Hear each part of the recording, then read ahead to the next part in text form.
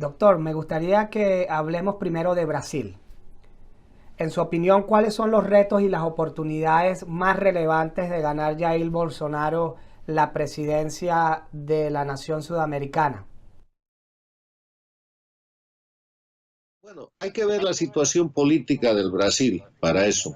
Y la situación política del Brasil presenta tres características. Primero, un país con una institucionalidad democrática muy sólida, porque en el Brasil ha funcionado la división e independencia de poderes, en el Brasil se ha procedido desde el Poder Judicial a destapar la corrupción más grande de la historia brasilera y americana del hemisferio. En el Brasil ha operado el Poder Legislativo para hacer un impeachment a la señora Dilma Rousseff y la ha separado del poder. Y en el Brasil ha funcionado el sistema tanto del Estado de Derecho como de la división e independencia de poderes. Ese es el primer elemento. El segundo elemento que hay que considerar en el Brasil es que toda esa dinámica se ha puesto en marcha por el desafío de la hipercorrupción desarrollada por el Partido de los Trabajadores, por el famoso Foro de Sao Paulo, que en alianza con Cuba y Venezuela han internacionalizado la corruptela a través del dinero federal del Brasil, que era utilizado por el gobierno Lula y Rousseff para ser prestado a sus países amigos y a otros países con gobiernos con los que tenían acuerdos criminosos y acuerdos políticos, para que empresas brasileras constructoras, 16 empresas, el nombre que más suena es el de Odebrecht, pero hay 15 más, realicen obras que tenían sobreprecios, coimas o que simplemente no se construían como ha sucedido en el Brasil. Eso es un tema de corrupción que ha afectado fuertísimamente al pueblo brasilero. Y el tercer tema es que todo esto ha llevado al Brasil a una crisis económica. El Brasil, que es una potencia hemisférica, ha ido perdiendo esa su condición y tiene una situación de desempleo y tiene una situación de entrabamiento y de atascamiento en crisis económica. En ese escenario aparece un candidato como Bolsonaro, y tiene un respaldo popular muy importante, casi ha ganado la primera vuelta y es más o menos seguro que va a ser el próximo presidente del Brasil. ¿Cuál sería su opinión sobre las preocupaciones que se tejen en torno a Bolsonaro, quien es visto como una amenaza para la democracia de Brasil? Pero eso es parte de la campaña política. Mire, yo creo que en el Brasil nadie es amenaza para la democracia. Después de que el Brasil ha tenido la capacidad de demostrar en los últimos años lo que ha demostrado, Estado de Derecho, división e independencia de poderes, un poder judicial ejemplar que ha mandado a la cárcel no solamente a políticos, no hay que olvidar que Lula da Silva está en la cárcel con una condena de 12 años por corrupción. Eso no ha sucedido en ningún otro país de las Américas. O sea, la fortaleza institucional del Brasil es ejemplar.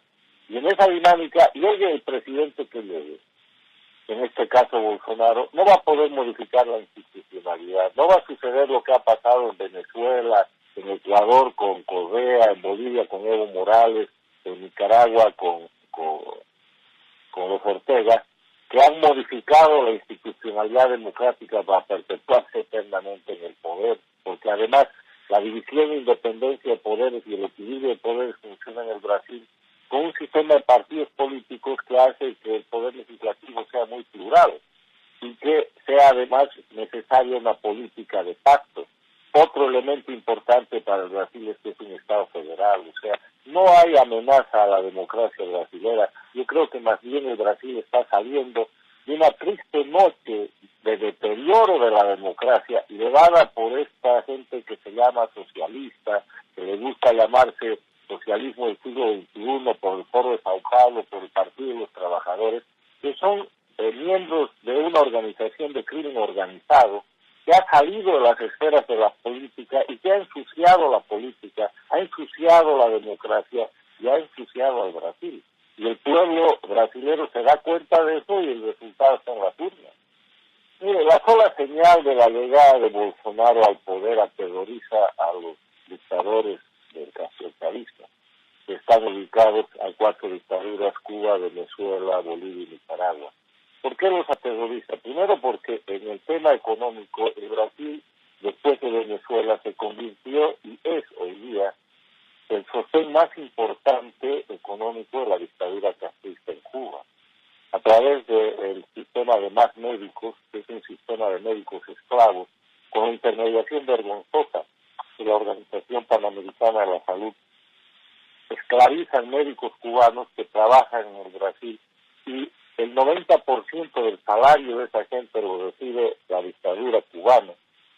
Y esta gente no tiene documentos, no tiene pasaporte, está sometida a control político dentro del propio territorio brasileño. Situación que se repite con los médicos que están en Venezuela, con los médicos cubanos que están en Bolivia, con los médicos cubanos que están en Nicaragua y que todavía están en Ecuador, porque el negocio del tráfico humano y de esclavitud en pleno siglo XXI es un monopolio de la dictadura castrista. Solamente si Bolsonaro, como ha anunciado, rompe esos contratos, les da estabilidad de permanencia legal a los médicos cubanos y les empieza a pagar lo que les corresponde.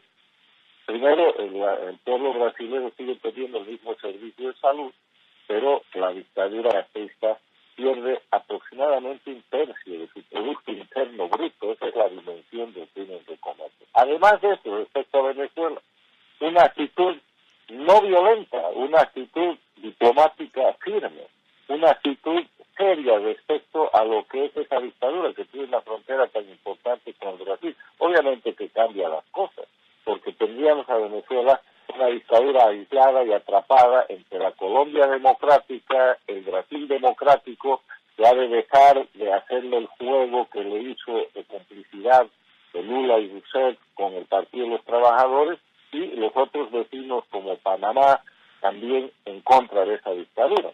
El tema también tendría efectos respecto a Bolivia. No se olvide que Venezuela, Bolivia son narcoestados y que el Brasil es uno de los mercados más importantes como víctima de la droga que producen los sindicatos cocaleros de Evo Morales. Quiero recordarle un dato. El año 2003, en Bolivia habían 3.000 hectáreas de coca ilegal controladas por los sindicatos cocaleros que lidera Evo Morales. Hoy día existen más de 80.000.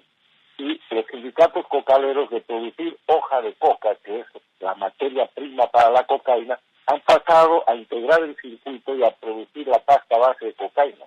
Por eso Bolivia se ha vuelto un narcoestado que tiene en Venezuela un hub de distribución, un eje, que además coge el narcotráfico, la cocaína que mandan las FARC y los elementos vinculados desde Colombia. En este escenario, el Brasil ya con el actual presidente ha tomado medidas de cierre de fronteras, de control de fronteras con Bolivia, de negociación de los contratos de gas, tratando a Evo Morales como lo que es, el constructor narcoestado y una amenaza a la seguridad interna y a la salud del pueblo brasileño.